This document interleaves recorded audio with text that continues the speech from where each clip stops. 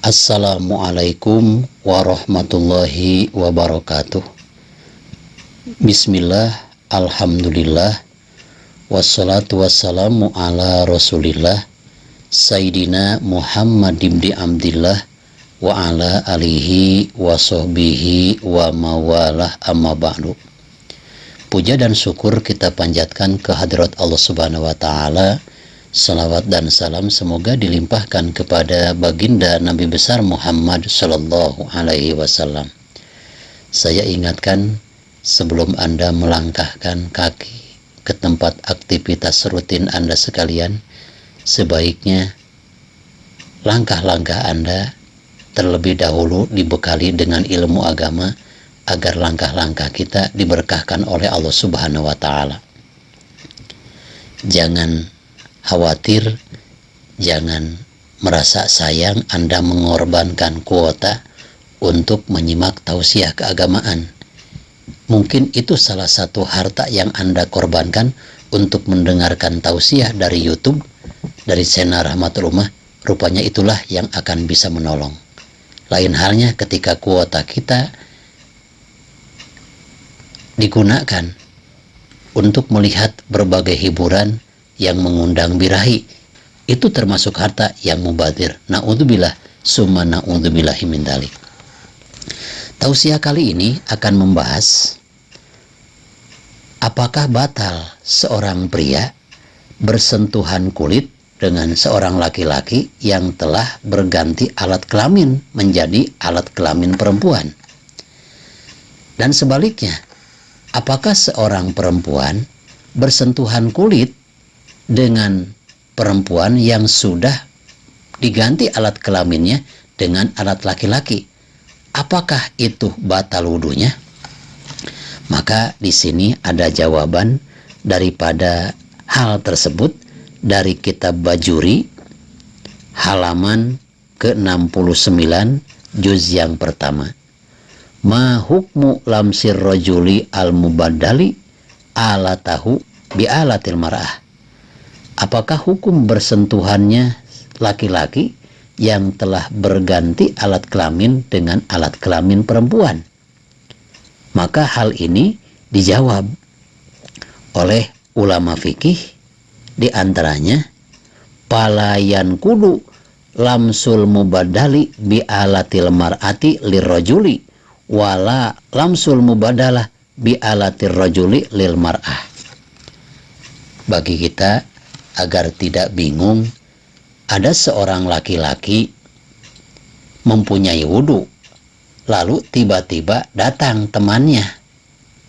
Temannya ini adalah mukanya seperti perempuan, padahal itu adalah laki-laki. Mereka telah mengganti alat kelaminnya dengan alat perempuan. Lalu si laki-laki ini menyentuh kulit orang tersebut. Maka wudhu daripada keduanya ini tidak batal. Karena apa? Karena yang diganti hanya alat kelaminnya. Begitupun ada seorang perempuan, yang satu perempuan asli, yang kedua perempuan jadi-jadian. Bagaimana dikatakan perempuan jadi-jadian? Karena si perempuan ini tidak menerima akan takdir Allah Subhanahu wa Ta'ala, tidak betah, tidak enak, tidak nyaman jadi perempuan, sehingga mengganti alat kelaminnya dengan alat laki-laki. Perempuan ini mempunyai wudhu, lalu bersentuhan dengan laki-laki yang hanya diganti alat kelaminnya, yang mana si laki-laki ini dulunya adalah perempuan. Karena sudah diganti alat kelaminnya dengan alat kelamin laki-laki, lalu si perempuan ini menyentuh daripada kulitnya atau anggota tubuhnya. Batalkah wudhu keduanya? Itu tidak membatalkan wudhu. Sahabat channel Rahmatul Ummah yang saya cintai dan Allah muliakan, ada pertanyaan kembali. Apakah seorang perempuan apabila mempunyai wudhu menyentuh batu yang mana batu tersebut yang dulunya adalah seorang laki-laki, yang sudah dikutuk Allah menjadi sebongkah batu. Maka hal ini tidaklah membatalkan wudhu seorang perempuan tersebut. Ataupun sebaliknya, ada seorang laki-laki yang mempunyai wudhu menyentuh batu yang asal-usulnya si batu tersebut adalah seorang perempuan. Karena sudah dikutuk oleh Allah Subhanahu wa Ta'ala menjadi sebongkah batu, si laki-laki ini menyentuh batunya. Maka wudhu si laki-laki ini, wudhu si perempuan ini tidaklah membatalkan wudhu. Karena ini bukan wujud daripada manusia, melainkan wujud sebongkah batu.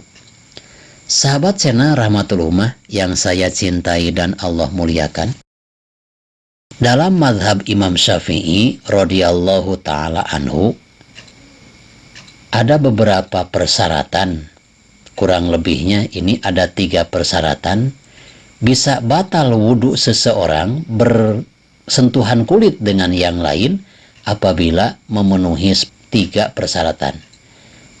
Menurut ulama fikih, iltiqa'u basyarotai rojulin wa mro'atin ajnabiyaini kabiroini bila hailin.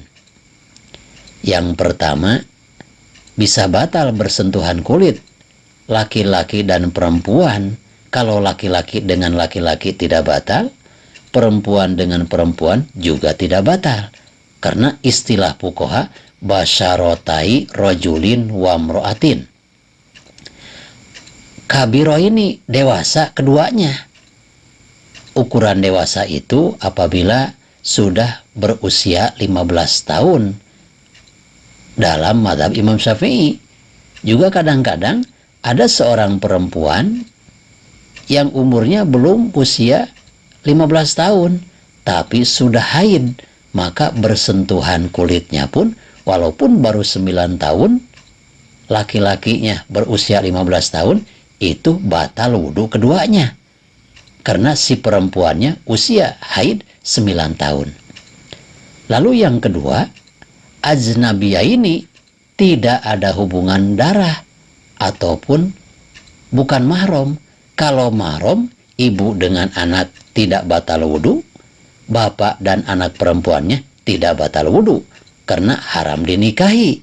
Yang batal itu adalah laki-laki dan perempuan, dewasa keduanya, tidak ada hubungan mahram, juga bila hailin tidak ada penghalang antara keduanya.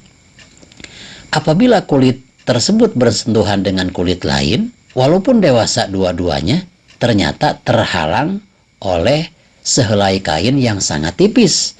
Walaupun sehelai kain tersebut sangat tipis, kulit tersebut tidak bisa menyentuh kulit yang lain, itu hukumnya tidak batal. Ada juga hujah yang lain, entah ini mazhab dari mana, mengaku mazhab Imam Syafi'i, tapi seorang suami menyentuh kulit perempuannya atau istrinya tidak membatalkan wudhu. Mereka berdalih, suatu ketika Rasulullah Shallallahu Alaihi Wasallam akan melaksanakan sholat. Sebelum melaksanakan sholat, Rasulullah Shallallahu Alaihi Wasallam mencium pipi istrinya. Setelah mencium pipi istrinya, Rasulullah Shallallahu Alaihi Wasallam tidak wudhu kembali, lalu beliau melaksanakan sholat. Maka bagi orang-orang yang di luar mazhab Imam Syafi'i mengatakan tidak batal bersentuhan kulit laki-laki dan perempuan dengan dasar hadis ini.